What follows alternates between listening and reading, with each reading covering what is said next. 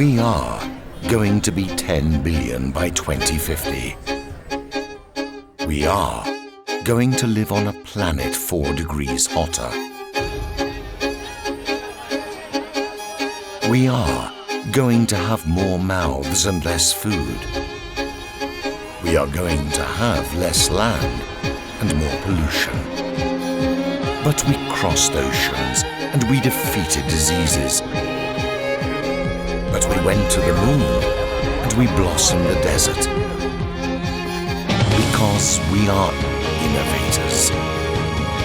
We are farmers. We are makers. We are dreamers.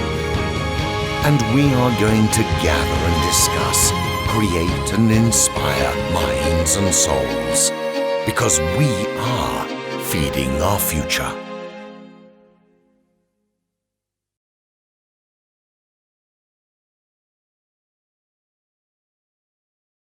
Good morning, ladies and gentlemen. As we all know, each and every generation has an influence on society. And right now, it's the millennials' turn. Millennials manage to have a positive impact on society, not only making it more technological, but also developing a healthy lifestyle. They have also managed to create new apps, which are not only able to send food with just a click, but also able to send new, for example, healthy ingredients to create food at home, which gives a more, let's say, healthy, natural lifestyle. This generation has managed to transform the way in which society sees food. We are now able to cook, buy, and share food in ways which are completely different from the past. Let's just say, for example, Instagram and how blogs share their food daily. As part of the Generation Z, I believe that it is our objective of the future to maintain the principles of innovation and eco-sustainability regarding food. Maybe just limiting the consumption of GMOs and just encouraging people to eat organic and eco-sustainable. Thank you.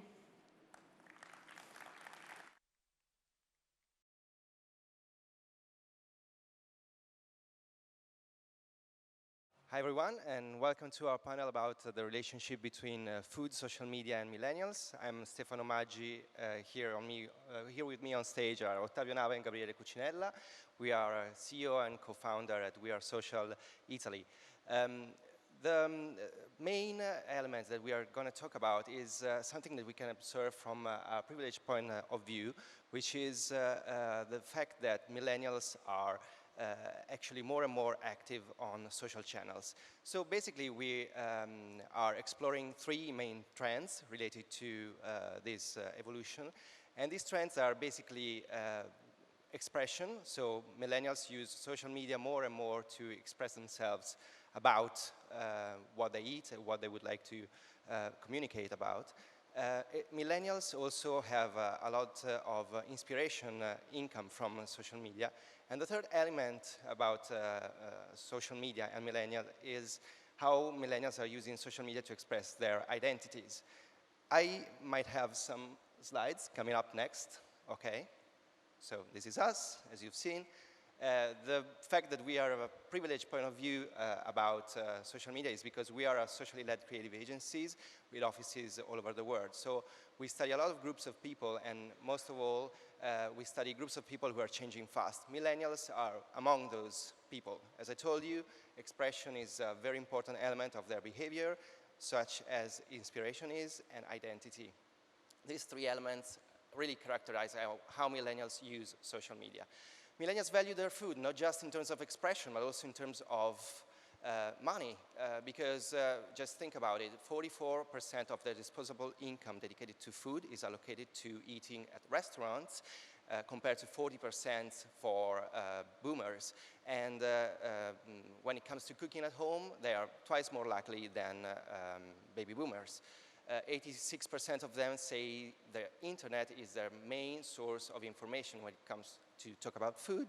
And if you look at trends like food porn, which has had a huge spike in popularity, millennials ruled it because 74% of people who talk about food porn are actually millennials. 75% of them like to cook at home, and they use social channels more than 7 times per day to share and get inspiration about what to do. And also, they are more likely to go local shopping and invent new recipes thanks to social media. But how do they do that? There are three main elements that support them in doing that. They are opposing trends, often living in the same person. They do casual sharing. Also, they do structured sharing. It could happen from one moment to another. And they also share in small groups as well in public very easily. And also, they use social channels to talk about not only the single product, but the whole experience of eating food, of experiencing food. How are brands reacting to that? How are brands interacting with people around that? Yeah, well, of course, brands are not just watching. So in a swipe culture, the first impression is everything. Everything changes really fast, and so are doing brands. So they are adapting. There are 5 key pillars to this change. The first one is empathy. So the brands that can show empathy to their target audience are the ones that have more chances to succeed. This is the example of Lean Cuisine, which is a brand all about nutrition and weight loss. But for once, he decided to share this campaign, which is called Weight This, when basically they asked women to show what they want to be weighted other than pounds. And they demonstrate that what you are in life and your achievement are more important than your actual weight and your actual weight in pound. The second one is community. So how do you listen and participate within a community? And this is Barilla that reacted really well to a huge crisis, where basically their recipe of carbonara was messed up by a French magazine. They listened to the community and to the magazine. They reacted really fast. They made this video of a perfect recipe, and they posted within 24 hours, really changing the perception and the reputation that could have been brought to a bad situation. The third one is customization. This is Dr. Pepper doing a campaign specifically targeted on millennials, where they basically gave the chance to pick one of the pieces of art on their labels, but not just that. They asked millennials to contribute directly, creating new variation of the labels and using them as content. The third one is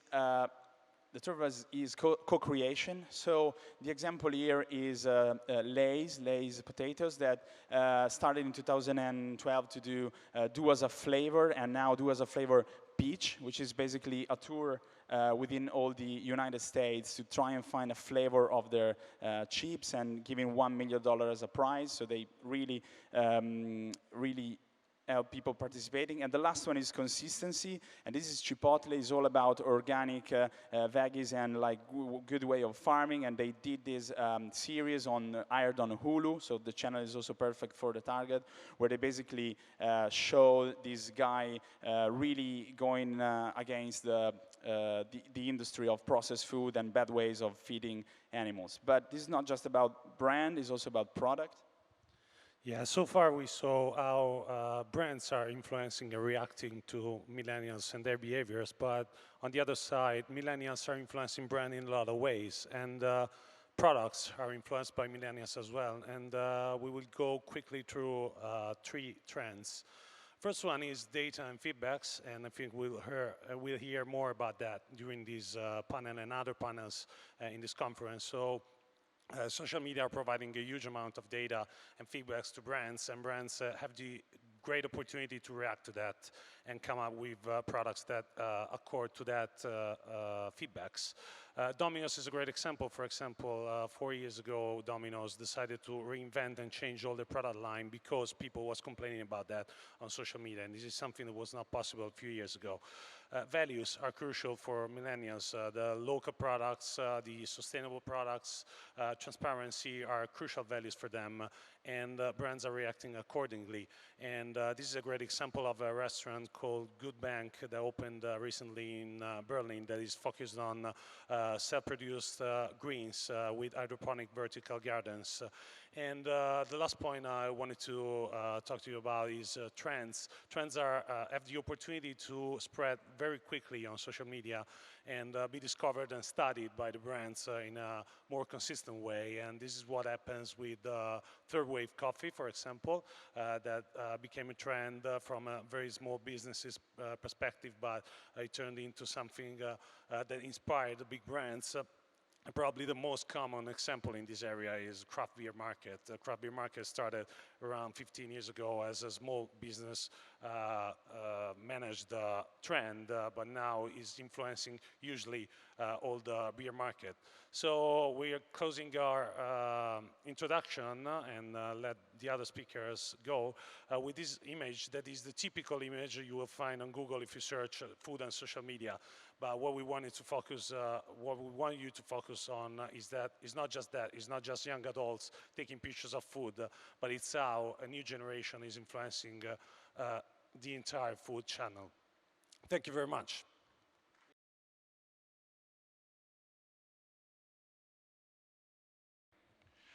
Making sure that all Europeans know about the importance of and have access to high-quality, sustainably produced, healthy food is a priority for me.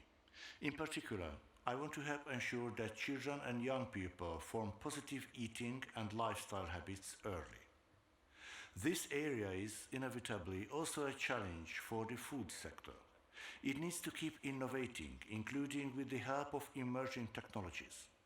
It needs to play its part in tackling distorted nutrition habits as well as low consumer trust. The European Commission supports these efforts in a number of ways. One important example is the work of the European Institute of Innovation and Technology and its recently launched innovation partnership in the area of food. Our goal is to put Europe at the center of a global revolution in how food is produced and valued, ultimately leading to a healthier and more sustainable society. The so-called EIT Food will bring together universities, research organizations, and businesses from across member states. EIT Food will address many shortcomings the sector is facing and will help improve food security, promote a resource-efficient European food system, boost skills and an entrepreneurial spirit. Most importantly, it will put consumers and their needs at the heart of its work. The Commission also works with governments and organizations to promote sport as a health-enhancing activity. Since 2014, 39 such projects have received a total of 13 million euros from the Erasmus Plus program. The annual European Week of Sport, launched in 2015, is another useful instrument to promote physical activity. Last year, 10 million participants took part in 15,000 events all over Europe during the week. We need to keep working together for the same goals. And we need you to play your part by developing new solutions for healthier lifestyles. I hope this Food Innovation Summit helps to inspire fresh ideas and actions.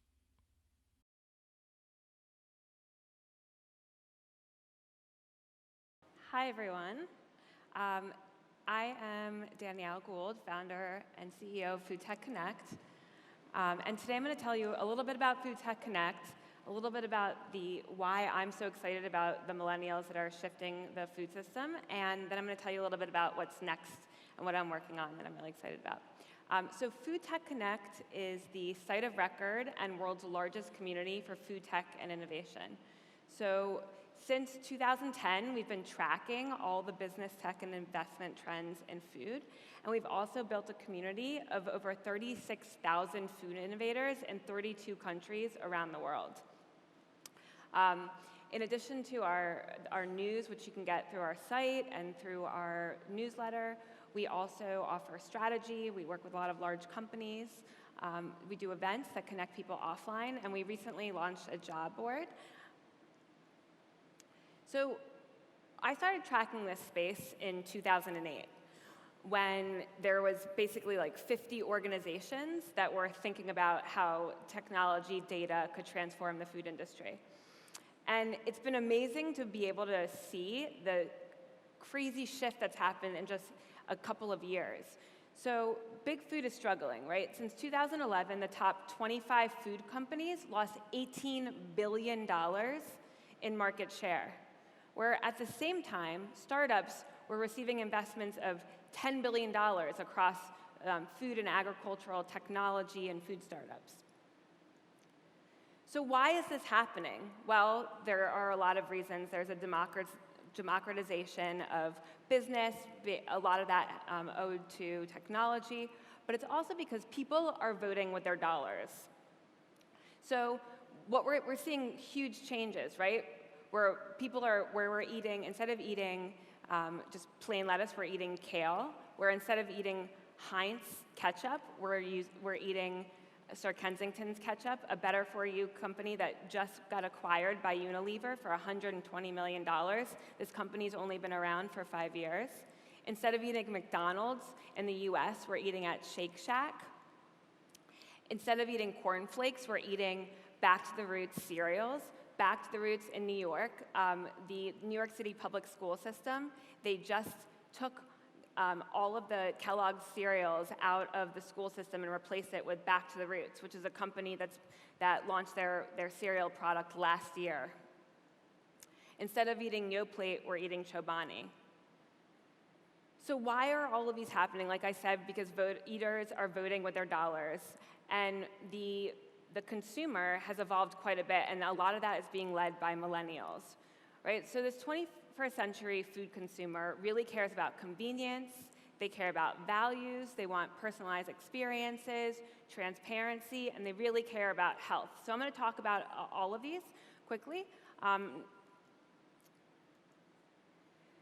And because eaters want those things, it's allowing companies that are better for people, planet, and profit to succeed.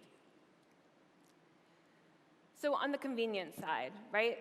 Today in the US, 25% of households are ordering groceries online. And in the meal kit industry, which did not exist 5 years ago, so if we're talking about HelloFresh, Blue Apron, in the US, within 5 years, it's become a $1.5 billion company.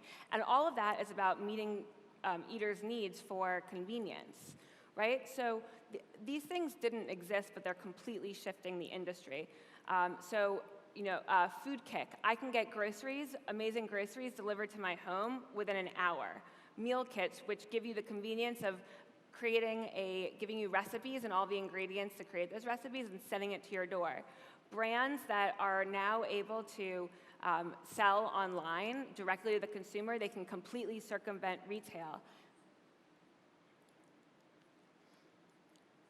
On the value side, we're seeing this seismic shift, right? So organic has grown to be a $43.3 billion industry in 2015, to the point where now Walmart, right, is where organic has started to go mainstream, where Walmart and Amazon are all selling organic, where companies like Whole Foods are struggling because organic has become so mainstream and they need other things to differentiate themselves.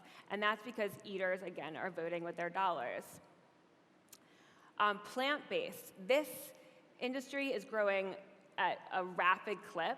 So in 2016, the plant-based industry grew to $5 billion. So eaters, while they're still eating meat, they really care about having plant-forward, plant-centric foods, and that's enabling the growth of companies like the Impossible Burger or Beyond Meat. This year, Beyond Meat launched a fresh, grounded veggie product, which is sold alongside actual meat products.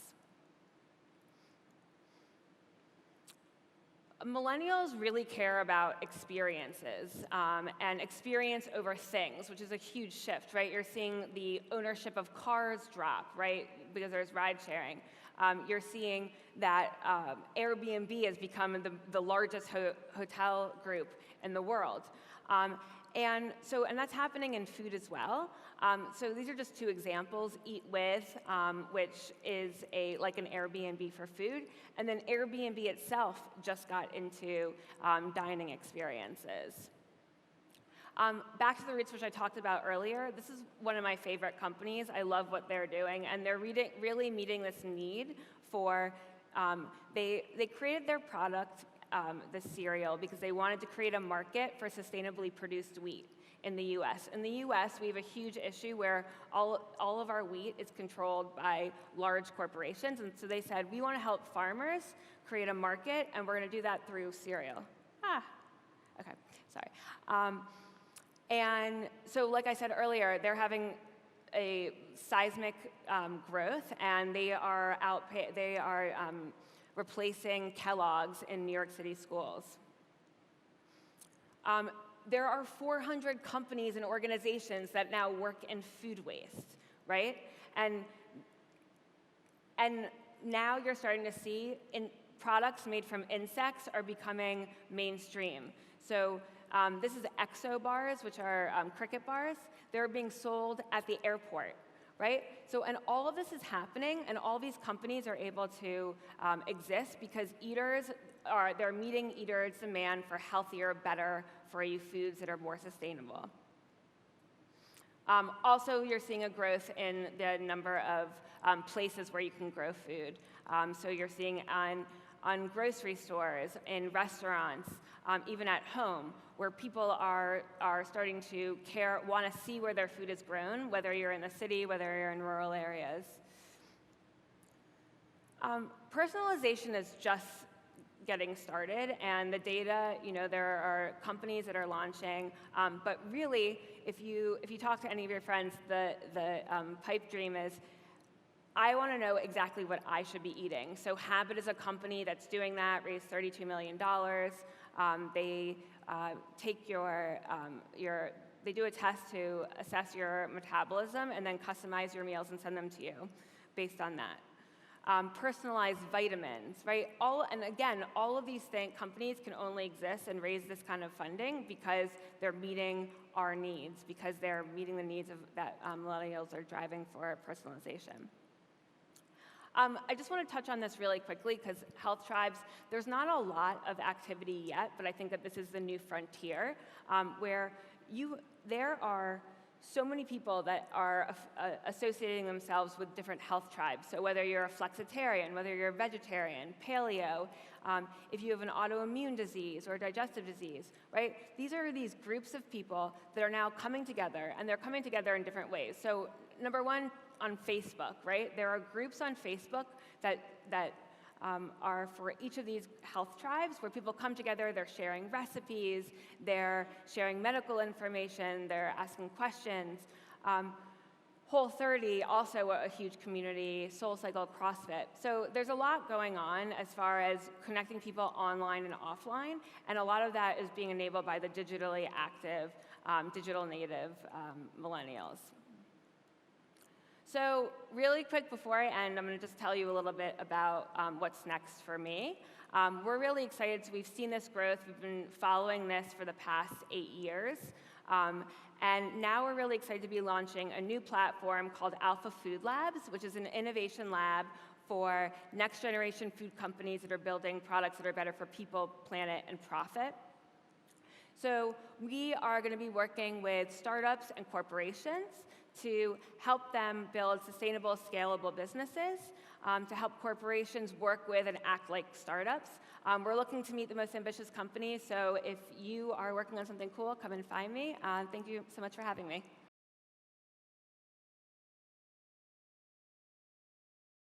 Hi everybody, my name is Alessandro Rosina. I teach demography and social statistics at the Catholic University in Milan. The topic of my presentation is millennials and how this generation, how the world is changing with the generation, not only the food industry, but all the world. My talk will be in Italian, at least in the first part, so let me switch to Italian and start with the first slide. Well, la generazione dei millennials è composta da chi ha compiuto i 18 anni dal 2000 in poi, quindi hanno tra i 18 e i 34 anni. Sono la prima generazione che sviluppa la transizione nella vita adulta interamente nel nuovo secolo. Prima di loro la generazione X, dopo di loro la generazione Y.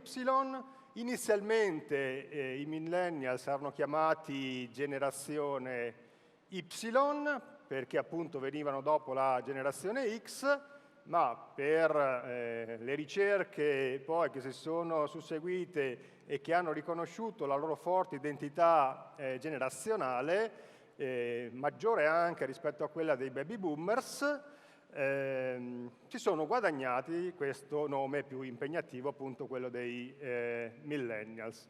Le caratteristiche di questa generazione possiamo sintetizzarle con 4C. La prima è quella banale di connected, la seconda è quella di confident, perché hanno una grande fiducia in se stessi, almeno all'inizio, poi scontrandosi con le difficoltà della vita possono anche demotivarsi. La terza C è quella di collaborative, sono una generazione molto propensa a lavorare a progetti comuni, a fare esperienze condivise. La quarta C è quella di open to change, generazione aperta al cambiamento, con grande voglia di differenziarsi positivamente rispetto alle generazioni precedenti e di lasciare una propria impronta distinguibile e riconoscibile nel mondo.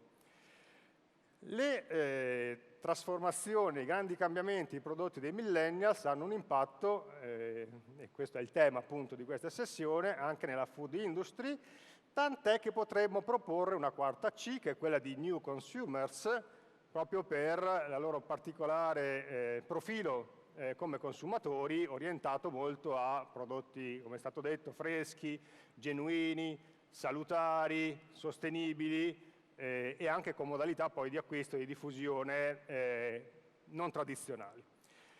Bene, la rilevanza dei cambiamenti che hanno un impatto sulla vita dei millennials sono tali che per indicare i nuovi rischi e le nuove opportunità che incontrano, che li caratterizzano, sono stati utilizzati vengono normalmente utilizzati 3 neologismi che prima non venivano utilizzati e quindi non sono mai stati usati per le generazioni precedenti.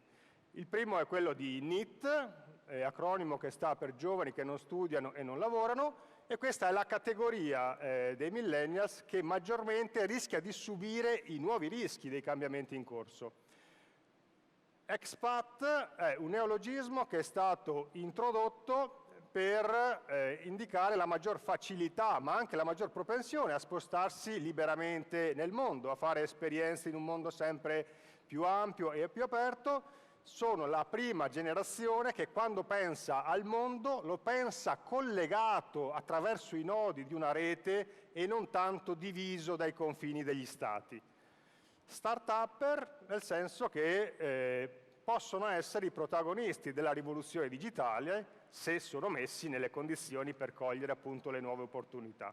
Bene, queste nuove opportunità e nuovi rischi si combinano e ricombinano in modo diverso nelle diverse categorie e nei diversi paesi, nei diversi contesti sociali e territoriali.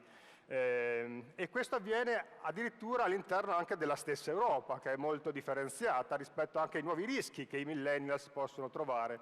Ad esempio, il tasso di NEET è basso, relativamente basso in paesi come la Germania e invece tocca livelli particolarmente elevati in Italia e poi ci sono differenze anche all'interno dei paesi e all'interno della stessa Italia.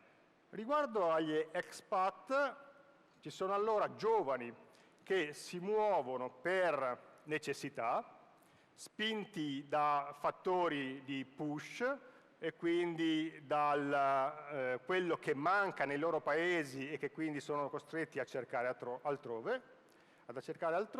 Ci sono poi altri giovani invece che si muovono per scelta, guidati da fattori di pull e quindi attratti da un mondo invece in cui possono fare esperienze più arricchenti rispetto al proprio contesto d'origine.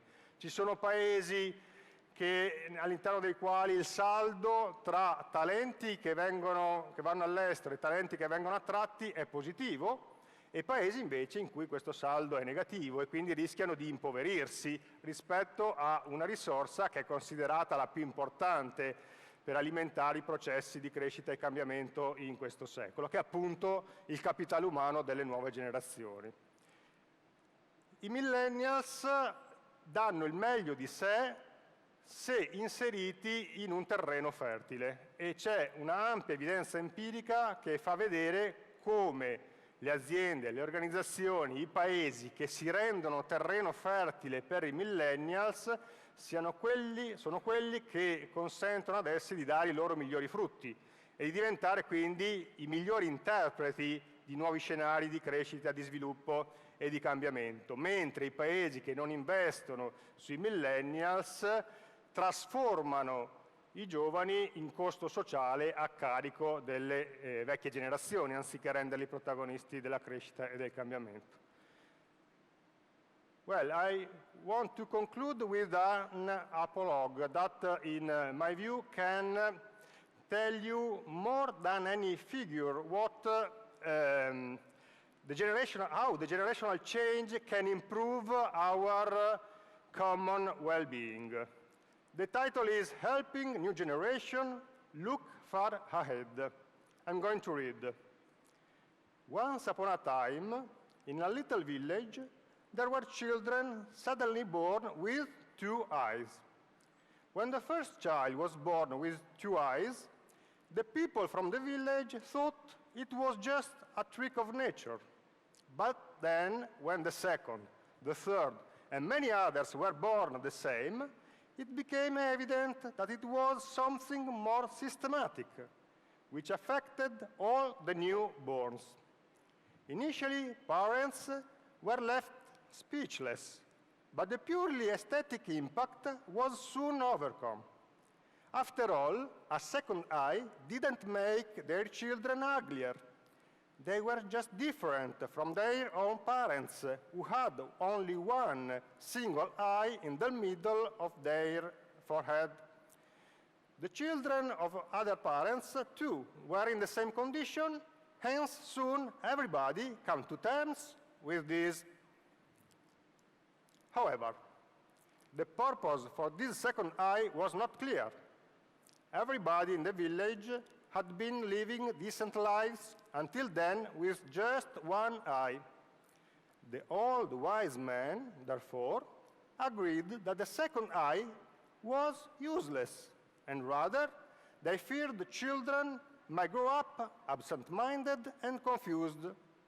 Therefore, no one took the time to find out the best way to see with one more eye, so that children got used to keeping it shut and grew accustomed to observing the world in the same way as their elders had always done.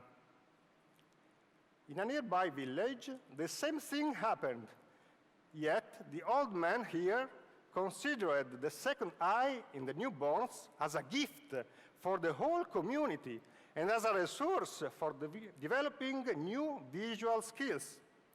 They did their best to understand how to help them improve their innovative potential, and they ended up with the young people who would soon become more skillful hunters, farmers, and craftsmen than their parents used to.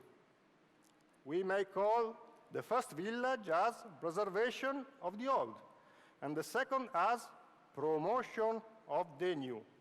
Which of these two villages will grow more prosperous? Thank you.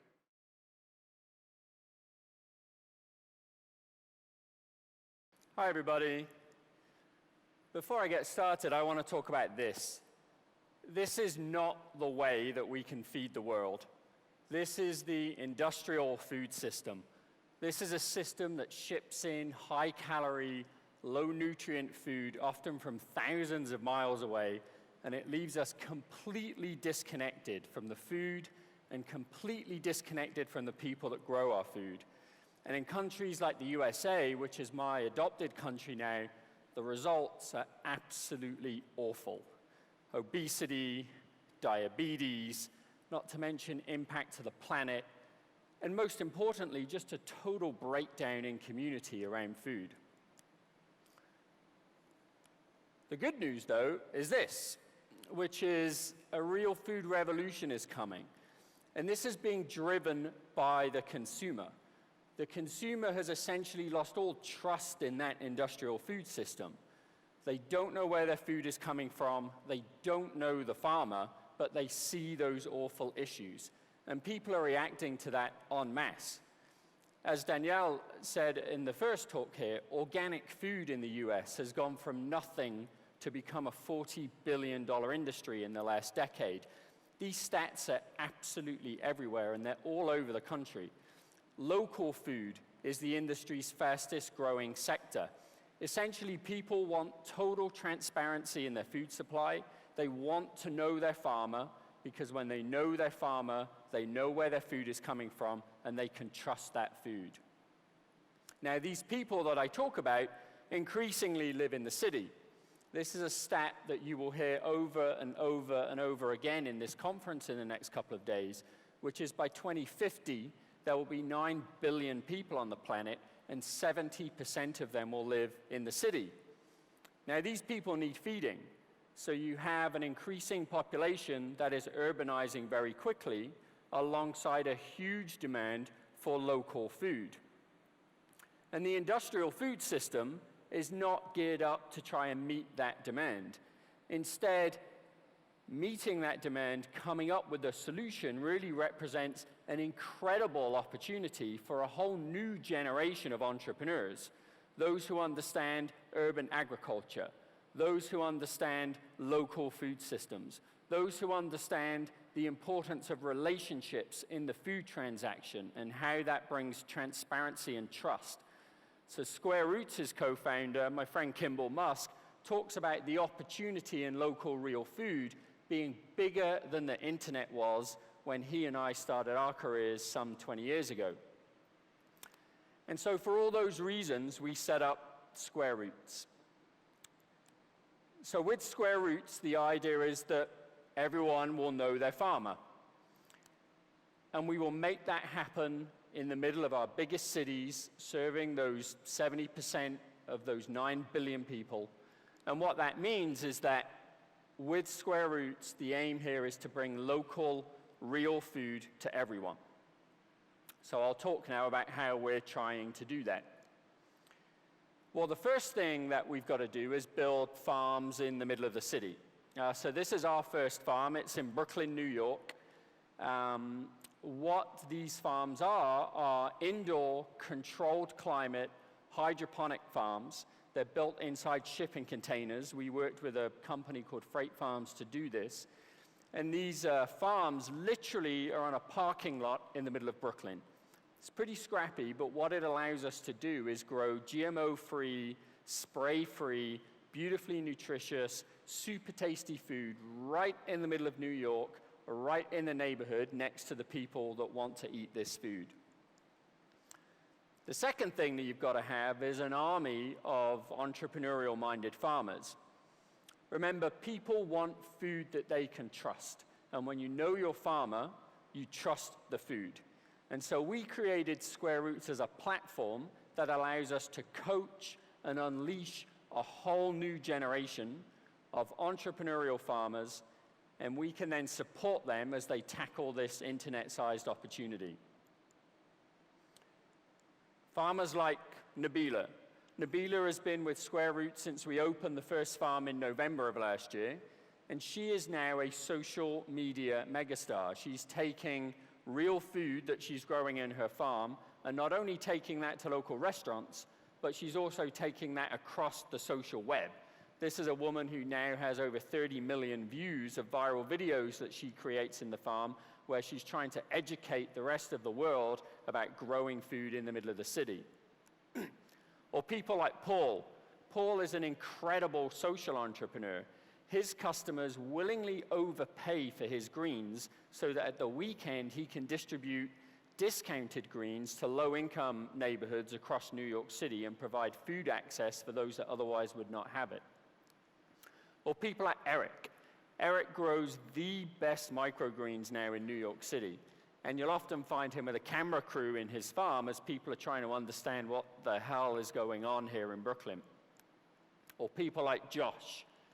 Or people like Electra. And we can go on and on and on here. These people are awesome. We now have 10 of these entrepreneurs that are all growing food and selling food. They're all part of the first cohort of Square Roots entrepreneurs, and they're all on our campus in Brooklyn in New York City. Now, the food that these guys are growing is as varied as they are as individuals, from watercress to shiso to chard to lettuces and cilantro. But perhaps more excitingly are the business models now that these entrepreneurs are inventing. So a group of them got together and completely reinvented the farmers market, where they take that format and pop it up in local restaurants around town. Now, every cold Monday night in Manhattan, you'll get 200 or 300 millennials turning up to the farmers market, meeting the farmers, talking to each other about real food, and yes, buying a ton of freshly harvested greens. This is such a better experience than going to the supermarket. The other model that's causing a lot of buzz in New York is what we call farm to local. This is where a farmer will literally deliver freshly harvested greens directly to your desk 2 hours after they have been harvested. And now we have people all across Manhattan who are eating these greens. They come in a beautiful little convenient-sized bag that's like a bag of chips, and people literally sit there at their desk eating freshly harvested greens instead of fast food right at their desk. And as they do that, as they buy the food, they also have a direct interaction with the farmer. So they know their farmer, and it's food that they can trust.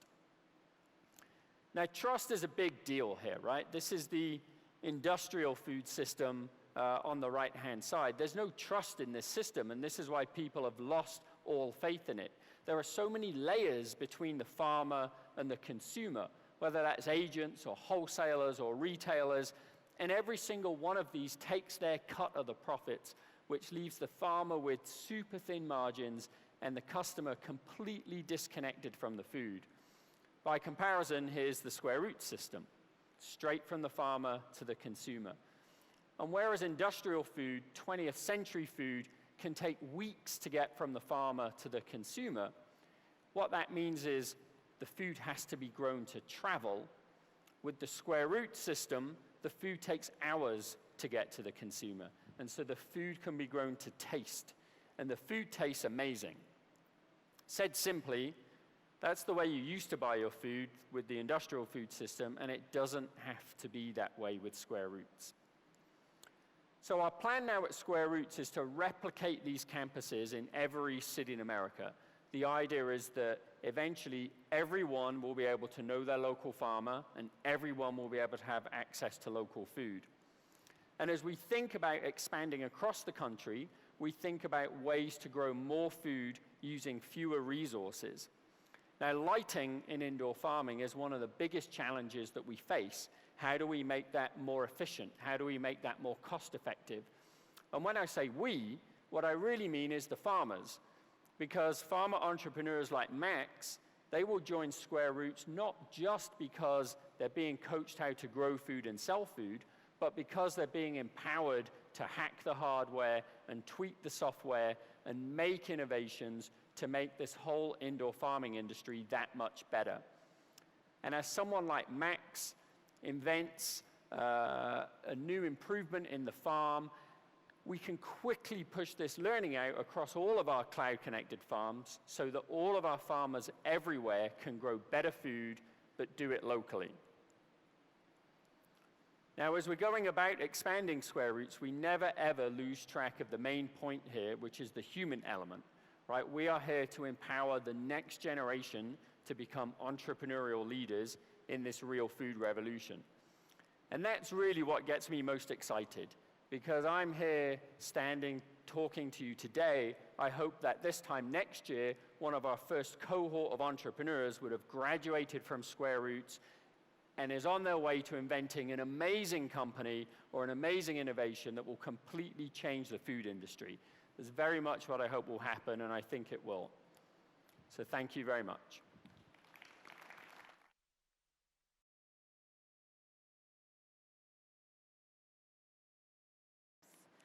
Hi, I'm Daphne Chang. I'm the founder and CEO of Superhuman.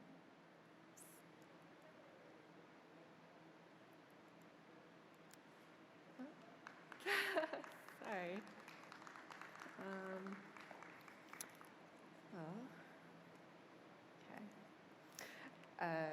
So today I'm talking about the seduction of consumer behavior, aka making sustainable food sexy.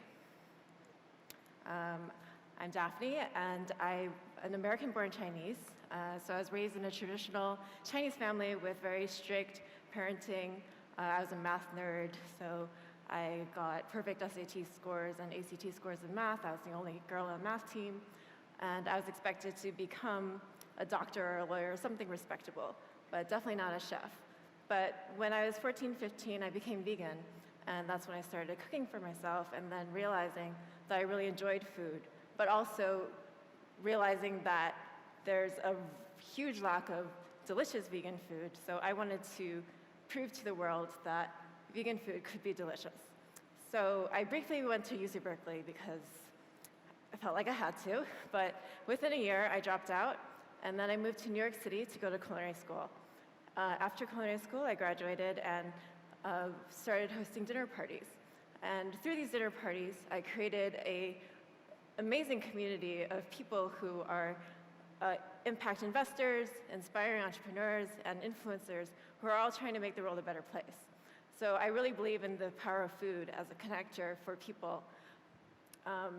But then this past August, I became WeChat famous. WeChat is the most important social media platform in China.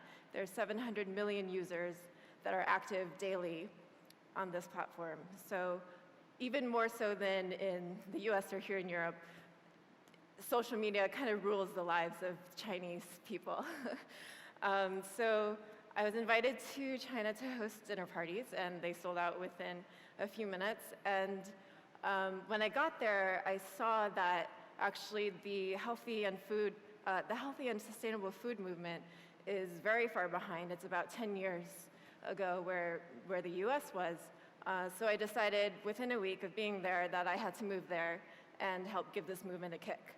So I raised 12 million RMB, which is about 1.7 US dollars, 1.6 million euro, and I'm launching this platform, Superhuman, as a hospitality and media platform.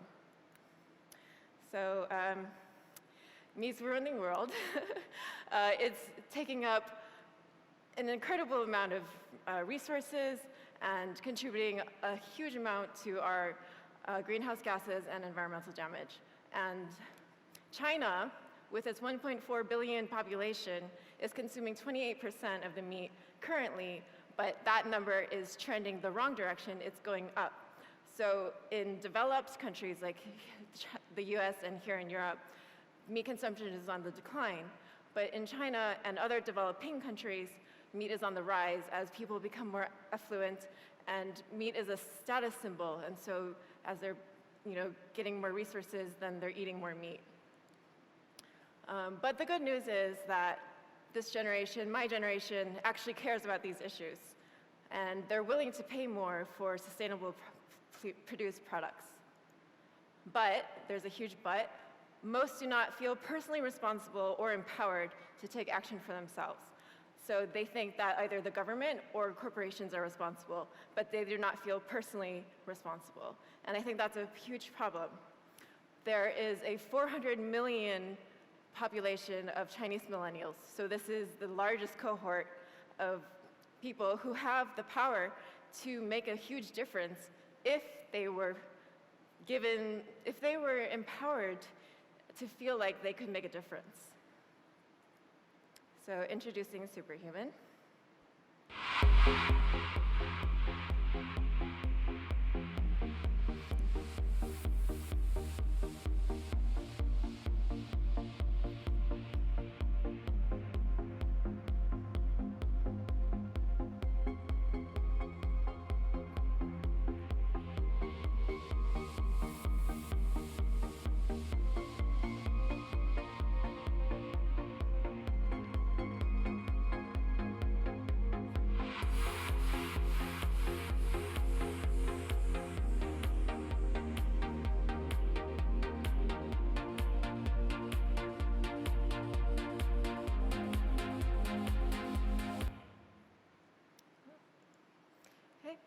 So here's our solution.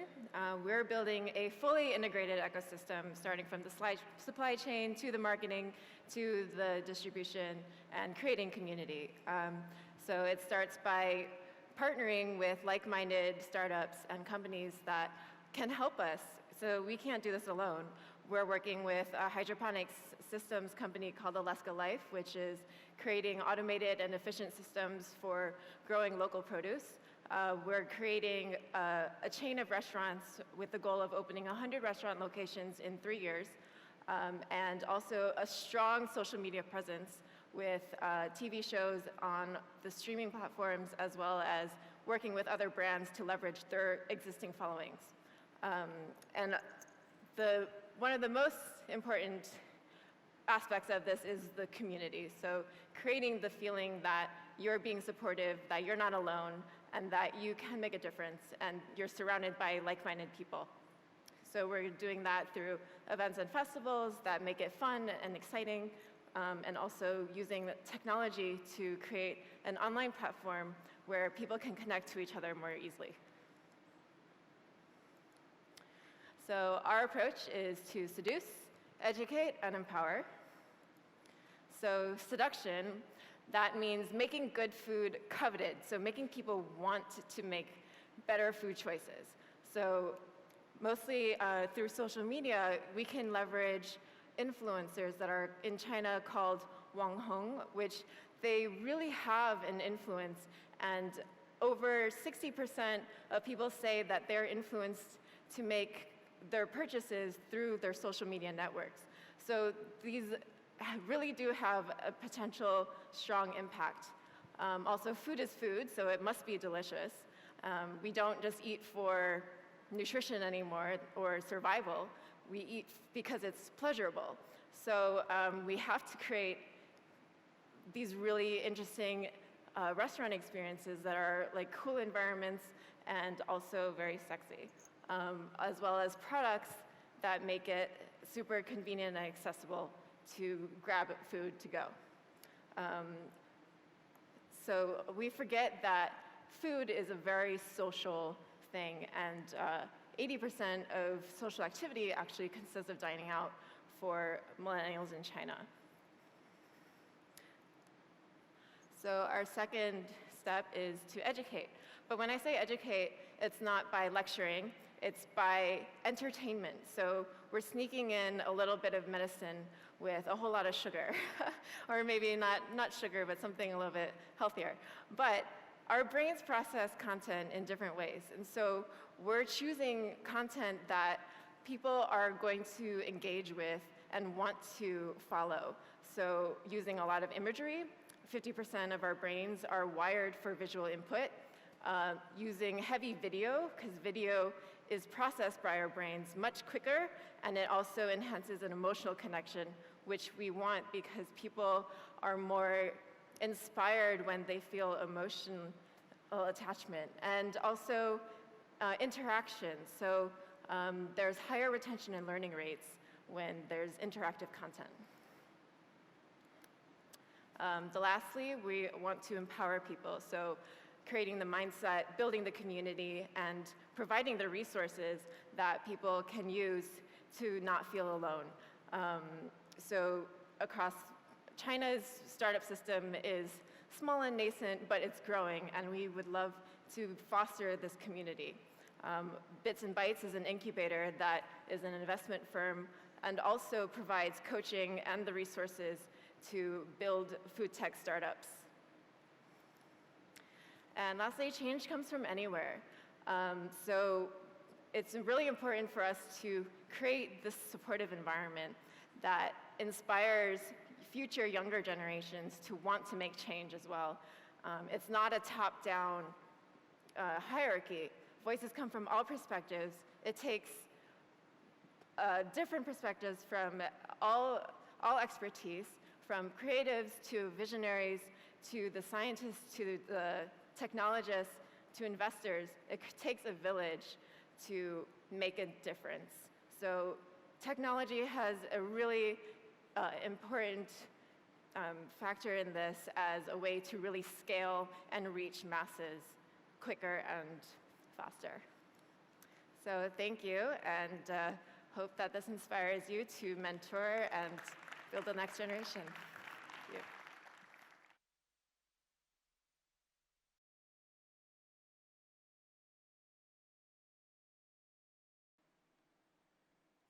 Good morning, everybody.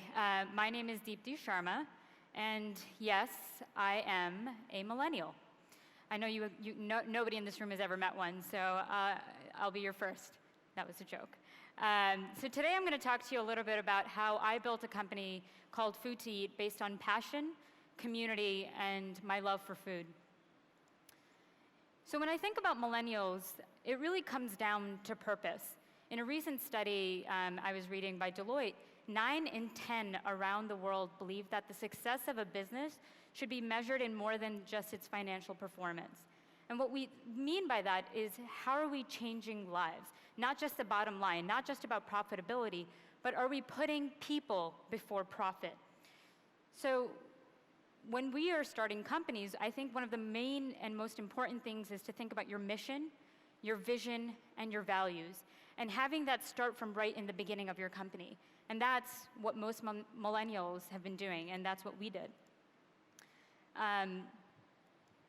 So a little bit about myself. I'm a native New Yorker, born and brought up in Queens, New York, and I love my city, I love my community. And I was fortunate enough to go to a school, a middle school, grades 5 through 8, which is in the US, where community service was a part of our curriculum. And what that meant was I spent a couple of hours every week going to different schools in the neighborhood and working with kids that were disabled. So I spent this experience of community service, and something that I spent a large part of my youth, helped me define my sense of purpose, community. And this community has become my defining purpose in my life. And through that, I decided that I wanted to work in politics, because working in politics was a direct way to get politicians that I believed in elected, to work on policies that would directly be affecting the communities that I was a part of. And so in college, I worked on 4 different campaigns, worked with some amazing people, which led me to believe that law school was my next step. And while I was studying for my LSATs to get into law school, I found myself waiting on a line at a food truck. Waited 20 minutes, and all I got at the end of that was a peanut butter cookie. And I thought, why did I just wait 20 minutes for this peanut butter cookie? And yes, I'm a New Yorker, and at times I can be impatient as well. And I thought to myself, there's got to be a better way for me to access this food truck. Why do I have to walk up to this truck, pay cash, as the only way for me to access this food? In a world where online ordering existed for restaurants, why didn't that exist for food trucks? And before rushing to think that I need to build the next great app or a company, I took a step back and I said, let me actually understand the food vendors and see if this is something they actually want. Do they want a platform like Food2Eat to exist? And B, are there more impatient people like me that want to be able to access food trucks without having to just wait in line? After talking to about 50 food trucks, I found a couple of things. I realized that a lot of the food trucks were seasonal. In New York City especially, people don't want to wait in line outside in the cold. And a lot of these food trucks didn't actually view themselves as business owners. Because of the fact that they were a seasonal business, they thought this is just a job I do, and that's it. So what did I do? Solve a problem, which was help these vendors realize that they, in fact, are business owners, leveraging existing technology to help them run their businesses. So they could use Food2Eat to keep their locations updated. A lot of food trucks are mobile, moving around, so letting their customers know where they are on any given day and time. Personal branding. This was really interesting. So in New York, there's a lot of food carts, and if any of you have been, you'll notice a lot of them saying that they are halal carts. None of them were actually branding themselves as selling a different kind of falafel, and I thought that was interesting. Through Food2Eat, they were able to offer delivery and can be open all year round. So in the winter months when they weren't able to stay open, Food2Eat allowed them to actually offer delivery and then accept pre-orders, which was helping them manage their inventory. So the day before and the day of, customers could place orders, which would allow them to better manage their inventory and know what was coming ahead. And then we thought about our growth. So Food2Eat, we were an online ordering platform for food trucks in New York City, and we thought, let's think bigger. Let's start working with restaurants. So expanding into a new market, we realized we had new customers and new conversations. Just because they both sold food, it didn't mean they had the same issues. And some of the issues that we saw were third-party services like Seamless, Grubhub were taking really large fees. So other online ordering platforms were taking up to 30%. And if anyone knows anything about running a restaurant, it's, margins are really low. So they have low margins and really high costs. And so we thought, we're going to create Food to Eat to be the low-cost online ordering solution. We wanted to be the Robin Hood of online ordering. And so we were well received by restaurants, but unfortunately, consumers didn't care. They didn't care that restaurants had these fees and were shutting down. All they cared about was their convenience. And we see that happening in a lot of industries. So this was great and bad for us. We knew that one side of our market loved us, but the other didn't, because they didn't see, our competitors had thousands of restaurants, we had hundreds. We weren't growing fast enough for our consumers. And through this, we had to think about pivoting while still staying true to our mission of helping vendors. So we listened to our customers, talked to our vendors, the restaurants and the food trucks, and we asked them, what is it that you're looking for? And through lots of conversations, we realized catering. Catering is the holy grail of any food vendor because it's a huge order at once in one shot. Something they've always wanted to do more of, but didn't know how to, because again, these are small mom and pop shops that don't actually have a sales or marketing team that's pushing them and connecting them to different customers. So today, Food to Eat is a corporate catering concierge service. What that means is we partner with about 400 to 500 local food vendors, a lot of which are immigrants, women, and minority-run businesses, and we provide their services, their catering services, to corporations that have the ability to pay for their food. So we have the same purpose, the same passion, but a new and improved package. We keep leveraging technology to satisfy our mission of helping food vendors thrive by accessing new markets. And we still, in fact, think about business with a purpose, right? So we have business. When we think about business with a purpose, we think about our customers. Our customers are both our vendors and our corporations. When we think about corporates, the way we talk to them is, how do you get your food buying to be more local? Instead of relying on what I like to call anonymous food service companies that where you actually don't know where the food is coming from, what you're being served. At least when you work with Food to Eat, you're working with local vendors that are in your community. You're helping their businesses grow and scale by having them come into your offices. You're making your employees happy and keeping them more engaged by sharing a meal, and team members that actually don't often get to see each other are sitting down and breaking bread. And they'll become your own brand ambassadors. They'll talk about how your company is bringing in food, but also is being conscious about the food that they're serving. They know that it comes with a story, and they'll be more productive. So when we think about our vendors, they're absolutely essential to our business. Without them, we don't have one. And without them, New York City would be nothing. Every city would be nothing. I challenge you all to think about if in your city there were no small businesses, if there was no restaurants, what would it look like? A ghost town. And if you don't want to see that happen, support your local businesses. Support these amazing food vendors that spend day in and day out trying to create the best food possible. And it is our mission to continuously, think of ways and innovate and keep growing these small businesses. Thank you so much for allowing me to be here today. My name is Deepti Sharma, and again, I'm the founder of Food to Eat. If I have said anything that was of interest to you today, please come find me. I'll be here for the next 4 days. Thank you.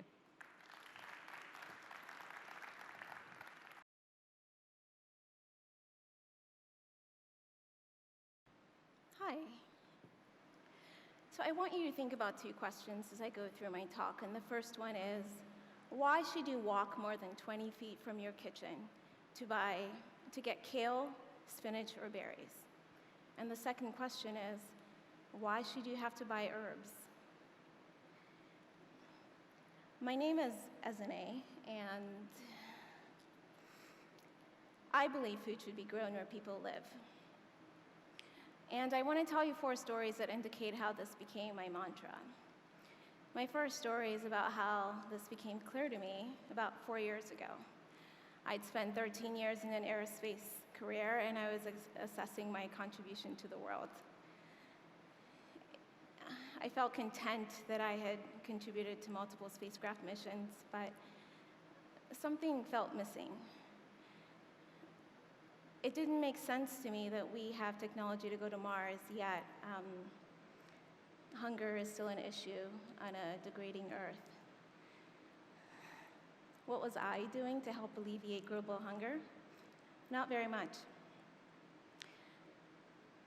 Over time, I bought food at farmers markets like most people, and felt that the support to farmers was incredibly important, so I did that. But then I also learned that it was important to leverage the land and space that we have and to be our own food producers. So I joined my local community garden and I grew spinach, I grew carrots, Brussels sprouts, and chives, and felt really proud of myself, and I realized everyone could do this. Even if they didn't think that they could, even if they didn't have a green thumb, I felt that they could grow their own food, so I founded Terraformers. And Terraformers is based on this very simple idea, that food should be grown where humans live. So at Terraformers, we provide access to personalized edible gardens, which cost less and are twice as fresh than what you would get at a grocery store. And we started around by asking our neighbors in Palo Alto, California, where would you prefer a garden-to-table experience, Earth or Mars first? Thankfully, they said Earth first, and we agreed. Because obviously there's no atmosphere on Mars, so we'd have to wait for that. So Terraformers are edible gardeners who like to grow food where people live, and for now, that's planet Earth. And the great thing is my peers are already thinking this way. So my second story is about Leah, my friend Leah. So Leah works at a Silicon Valley startup in Palo Alto, California, and one day she asked if she could grow fruit trees at her company's community garden. Leah works at one of the startups where they don't have free food, so she and her coworkers started growing berries, plums, figs, and pears at her company's community garden. So instead of taking coffee breaks, they were outside in the garden growing these fruits. So my generation is Snapchatting too, but a lot of us are also outside in the garden and growing produce. And at terraformers.com, we empower our community in Palo Alto by connecting edible gardeners with busy homeowners and restaurants who need their food grown for them. So on our marketplace in 30 seconds, they're able to connect with a gardener who would grow their food anywhere in the Bay Area by consulting with them, and then they are also able to donate the excess. My third story is about how people have trouble realizing how much a small garden can actually yield. And it's about Natalie, a teacher, a friend of mine who teaches at an elementary school. And she teaches the children to grow crops, and they garden, and they grow a lot of food. Natalie and her students grow so much food that they don't know what to do with it. And that's why at Terraformers, we partner with nonprofits that are waste-based so that they can harvest for homeowners free of charge and donate the excess to help alleviate local hunger. You see, when we relate to food as an abundant resource, we can feed everyone and help to move humanity forward. After all, clean food ought to be a fundamental right, just the same way we all have a right to clean air. And that's why Terraformers is making food ubiquitous on wherever humans want to live. My next story is one that inspires me every time I think about it. We'll have to leave edible gardens for a moment and consider our solar system. So 500 years ago, our picture of the sun was a circle, just a circle. I mean, maybe if they had crayons back then, someone colored it yellow, but it was a circle. And today, we have if this plays, we have video, not just daily images, but daily video, where you can see solar flares that are happening on the sun at this instant. Similarly, 500 years ago, what we knew of the solar system had little, we had some planets on it, and we had, large circles that indicated orbits. Today, we have vivid images of our solar system, and we know of Jupiter's moon. And so what's next? Right now, there are scientists that are studying ways to grow plants on Mars.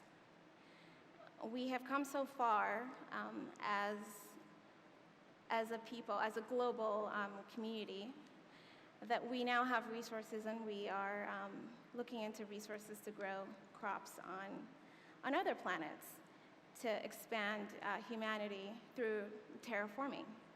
Terraforming is the art of making a place to be like Earth, so that it's habitable for Earth-based organisms like you and me. And that's why we called our business Terraformers. We want to create food environments that are suitable for Earth-based organisms, you and me, wherever we would like to live. And one thing is, this isn't always the case actually here on Earth.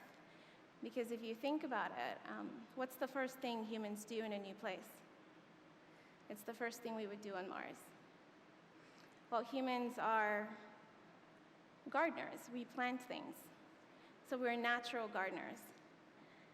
And we look forward to gardening here on Earth and making that a more mainstream activity so that we can get closer to moving humanity forward.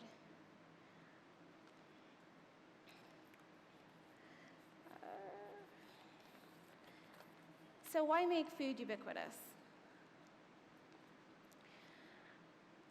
Despite the increased presence of the grassroots efforts of farmers markets and community-supported agriculture, we still have a lot of work to do to help address the massive inefficiencies of our food systems.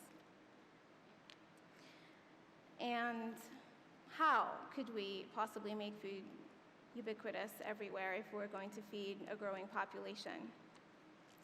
Well, we believe it's through the use of edible gardens and land remediation. We see opportunities in the spaces around us, and we believe that we can transform lawns into edible gardens. For people with a little bit of space, we encourage people to grow edibles with non-edibles, for instance, Swiss chard with roses. And for people with homes and bigger spaces, then we encourage them to hire a gardener that would grow crops that are specific to their tastes, things that they would consume with their family and friends. Our gardeners also grow chef's gardens and kitchen gardens, and they have special tools actually called halophytes in their toolkit. Halophytes are salt-tolerant plants that you can grow on degraded soils or on eroded land. So someone with infertile soil could even have salt-tolerant potatoes, if you want to believe that. And we believe that by encouraging our community to hire gardeners, particularly busy people in our communities, then they can also benefit when they hire an expert, grow food, and donate the excess. And this is why we imagine we can change the culture around lawn use, but we need your help. Grow your vegetables. If you need help, get some help less than a few miles away. If you have excess, share with your neighbor or donate it. There are lots of waste-based nonprofits around.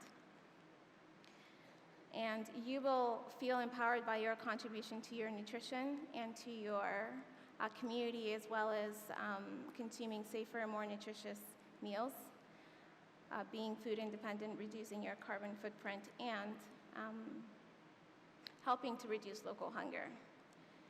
So at Terraformers, our mission is simple.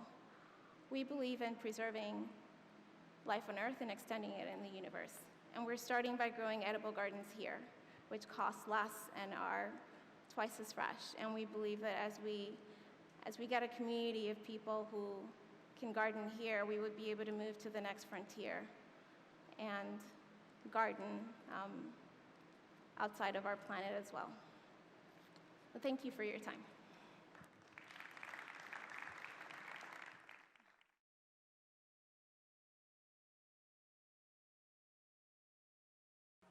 Buongiorno a tutti. Io darò il mio contributo in italiano. Sono Gianluca Perrelli, Managing Director di Basul. Parlando dei millennial, stiamo parlando della generazione di consumatori più ampia e numerosa probabilmente della storia dell'umanità. Le decisioni di acquisto dei millennial, il loro credo, le loro esperienze, i loro valori, stanno condizionando in maniera significativa modelli di consumo, modelli di business piuttosto consolidati, tanto da costringere aziende a rivedere i modi di fare produzione, vendita e marketing nei prossimi decenni. E pensando al rapporto tra i millennial e l'industria alimentare, potrebbero venirvi in mente le migliaia di immagini, di fotografie che spopolano tutti i giorni sui social network e sul web, e non avreste tutti i torti. Del resto stiamo parlando di una generazione in cui il 69% è abituata a scattare delle immagini di ciò che hanno a tavola prima ancora di iniziare a mangiare e a utilizzare il 40% di essi e la tecnologia di condivisione per antonomasia, lo smartphone, a tavola. Stiamo parlando di una generazione dei millennial che sente fondamentalmente la responsabilità di guidare, condizionare e influenzare la propria cerchia di conoscenti, amici, parenti nelle decisioni d'acquisto, e questo avviene anche a tavola. I millennial influenzano le decisioni di acquisto e di consumo di cibo del proprio network. E per capire come i millennial stanno condizionando l'industria alimentare, il loro modo di fare marketing, è importante comprendere quello che è il loro rapporto con il cibo. Stiamo parlando anche in materia di cibo di una generazione che si conferma essere una generazione piuttosto sensibile ai valori come l'etica, valori come la sostenibilità ambientale, come l'individualità e il rapporto tra individuo e le collettività. Essendo una generazione guidata dalle immagini, lo fa in maniera smart, lo fa in maniera a suo modo, in maniera stilosa e accattivante. Del resto, di occasioni per condividere cibo, di condividere esperienze sul cibo ne hanno tante.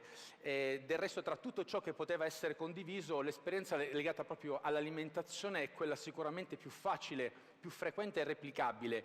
Stiamo parlando di una generazione, infatti, che è solita andare a mangiare fuori almeno una volta a settimana per il 60% di essi, e addirittura il 30% lo fa più di tre volte a settimana. È una generazione che si dimostra super interessata al tema del cibo, alla condivisione del cibo e a parlarne, tanto che appunto il 71% di essi si dimostra molto interessato a tutto quello che sono gli eventi legati al cibo, e immagino che anche in questa sala saranno degnamente rappresentati.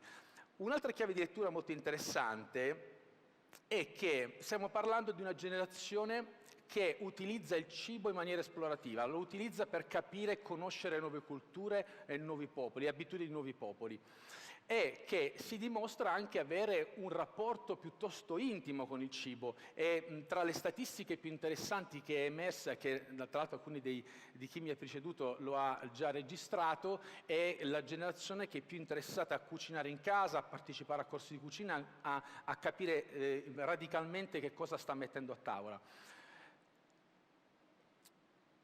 Stiamo parlando di una generazione per cui il cibo non è solo ciò che si mangia.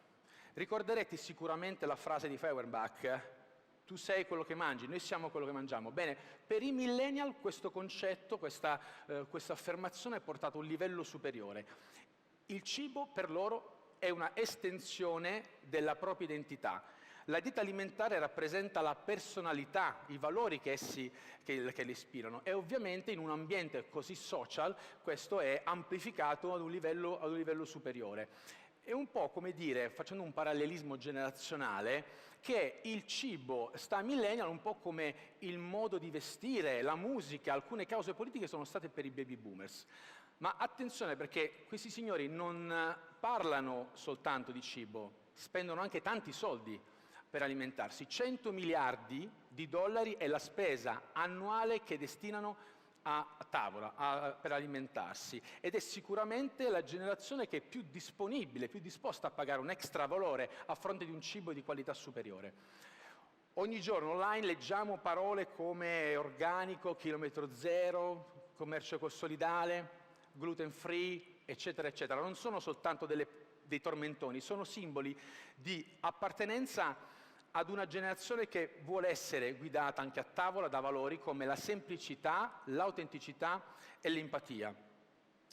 Signori, benvenuti nell'era dei millennial, l'era del gioco, della condivisione delle immagini sul cibo, il gioco dove, volenti o nolenti, un ristoratore deve sapere, essere consapevole che il piatto che sta uscendo dalla sua cucina sarà in pochi istanti, in pochi minuti condiviso online, sarà discusso, commentato, e che, volendo o nolenti, un libro dovrà essere giudicato dalla copertina. L'affinità del millennial per le tecnologie social rende questa generazione l'audience ideale per coinvolgere iniziative di storytelling, di influencer marketing, anche in ambito food. E la predisposizione di questa generazione per la condivisione si conferma anche nelle condivisioni delle preferenze di marca rispetto anche alle generazioni passate.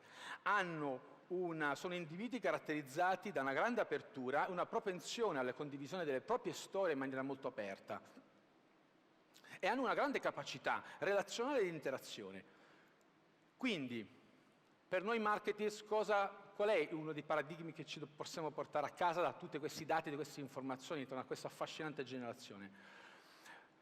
Intanto è importante fare marketing con loro e non soltanto per loro, coinvolgerli, avere i millennials dalla propria parte attraverso una strategia di storytelling, coinvolgendo nelle campagne, per esempio, di influencer marketing, ha una maggiore possibilità di parlare al cuore di questa audience, a stabilire, a crescere un rapporto fiduciario, a costruire una loyalty nei confronti del brand a cui si ispirano, e di ovviamente attivare delle azioni, delle call to action che, badate, non si risolvono soltanto nell'acquisto di un prodotto, nella decisione di consumo. Non dimentichiamoci che l'obiettivo di questa generazione è di far parte e di essere coinvolte in cause superiori. Il cibo è sicuramente per loro il media social per definizione. Lo è stato anche, in un certo senso, il primo per la generazione umana. Gli uomini delle caverne cooperavano per cacciare insieme perché sapevano che se avessero cacciato insieme avrebbero avuto maggiore possibilità di successo, e successivamente erano soliti consumare il cibo insieme. Io sono Gianluca Perrelli, Managing Director di Basul, piattaforma di influencer marketing, e vi ringrazio per l'attenzione.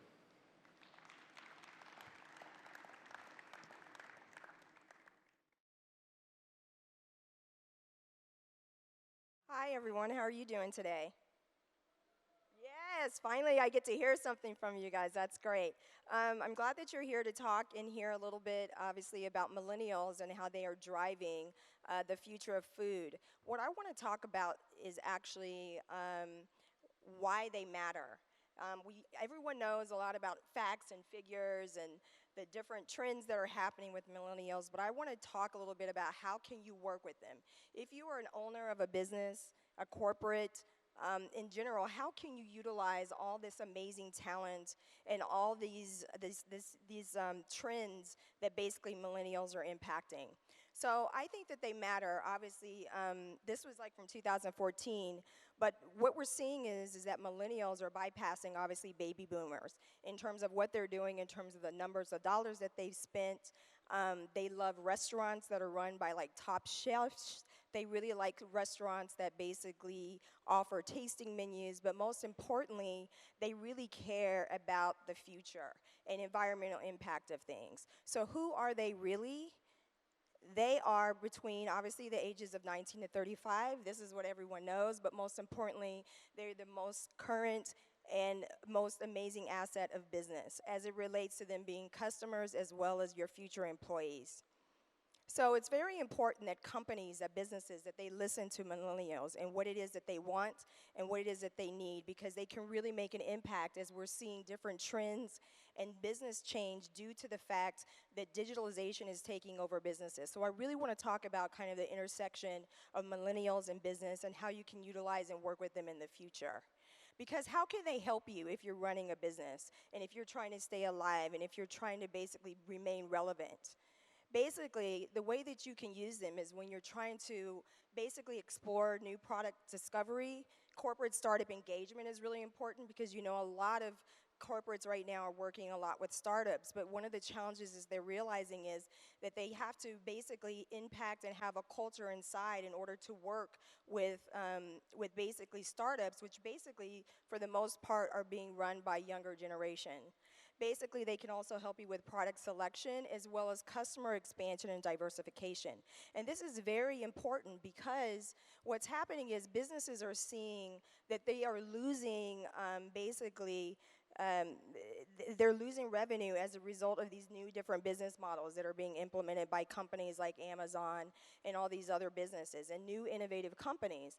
And what's happening is some of the reason this is happening is because there's basically they need to learn how to expand their customer base, and that means that they need to basically utilize platforms that are engaging with people such as the millennials. So basically what corporates can do or businesses can do, there's a lot of design thinking that I'm sure some of your businesses have been exploring, and that's really important because in design thinking, you're utilizing skill sets versus learning how to empathize with your customers. You have to define basically new opportunity areas for your business, as well as you have to generate new ideas. You need to prototype new businesses or new products that you can use in your company, as well as you need to test these products and make sure that there's something that can be adapted as well as adopted and as well as able to scale. So this is very important. You're seeing a lot of corporates and businesses in food basically acquiring new businesses in order for them to help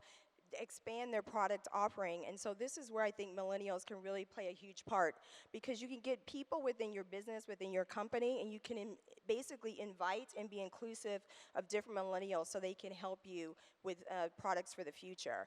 So millennials are very important. They can help businesses remain competitive. As we're looking at innovation and everybody is trying to innovate, new foods that are on the market, we're here at an amazing conference which is looking at the intersection of food and technology and things like this, Seeds&Chips. When you're talking about innovation, it's really important to explore and to understand behavior and behavior models. So whenever I talk about culture and whenever I talk about being inclusive, bringing new products to market, et cetera, with businesses and companies, I really talk about and think about and look at behavior. Because if you can't change behavior, you're not going to be able to engage and basically be inclusive of these new customers, which really can help make an impact in your business. So when you're looking at behavior, three things must occur. You have to be motivated. People have to have the ability to do certain things, and there usually has to be a trigger. So one of my favorite behavioral models that I love to look at and that I use in a lot of my workshops, as well as when I'm working with corporates as they're trying to bring new products to market or corporate startup engagement, is I really look at the FOG business model. As you can see, there's just this, the action line. So this is where people, they have to do something different. But in order for change to happen, things are so different right now with digitalization. People are having to use new tools and things like that.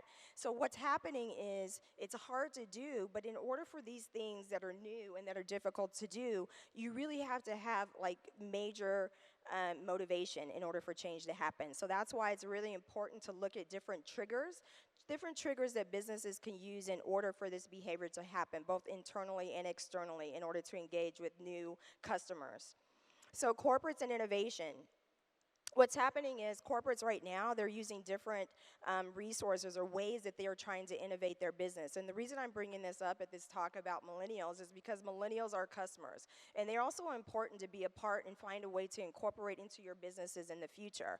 So right now, obviously, there's a lot of money being like invested, like $355 billion out of $499 billion was like basically used in research and development last year. This is really a huge opportunity area for businesses to incorporate millennials in their business, because millennials, they're demanding new products, new services, they want what's fresh, they want what's hot.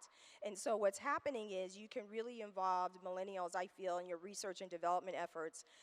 Also, you're seeing a lot of corporates and businesses that are getting involved and like they're launching their own incubators. This is also an opportunity area in order to embrace millennials. Find out some millennials, like we've seen a couple of millennials today who were on the stage who have their own business. Reach out to these millennials and make them part like of your business community by like embracing them as mentors or as advisors for these new products or these new things that you are engaging in as business in order to expand your brand and your business.